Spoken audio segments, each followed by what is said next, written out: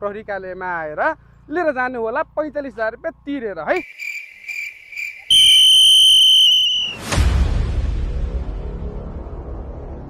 हजुर सर हजुर सर हजुरको लाइसेन्स बिल बुक हेरौँ त। लाइसेन्स बिल अस्ति फर्म त्यो लाइसेन्स मैले घरमा छोडिदिएको छु सर बिर्सिया मेरो पर्स चाहिँ घरमा छुटेछ होइन त काले भाइ हो सर घरमा छुटेको छ। ए त्यसो भाइ नागरिक एपमा देखाउनुहोस् न, त्यसले पनि हुन्छ। नागरिक एप हजुर। ए भनेपछि लाइसेन्स बिल बुक केही पनि छैन। लाइसेन्स नभएकोमा 15,000 है, अनि हेलमेट पनि लगाउनु भएको छैन त्यसको 5,000, अनि रक्सी पनि महापासे पनि गर्नु भएको रहेछ भनेपछि टोटल 45,000 रुपियाँ पर्यो है। ल यो चाबी भोलि ट्राफिक प्रहरी कार्यालयमा आएर लिएर जानु होला 45,000 रुपियाँ तिरेर है। 45,000 सर यसो घुस लिएर मिलाउनु मिल्दैन।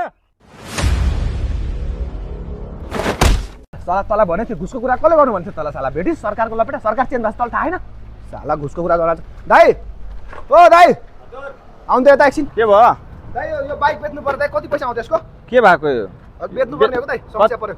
कति दाम राख्यो दाम त दाइ तपाईँ भन्नु न कति आउँछ यसको?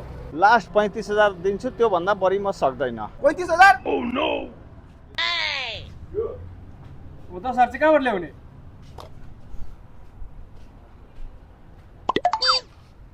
डाक्टर साहेब यसको यतापट्टि राइटपट्टिको किडनी झिकेर बेचिदिनु अनि मलाई 1.5 लाख रुपियाँ दिनु ल। काले पाउन पैसा आउने यही मात्र हो क्या उपाय अर्को छैन।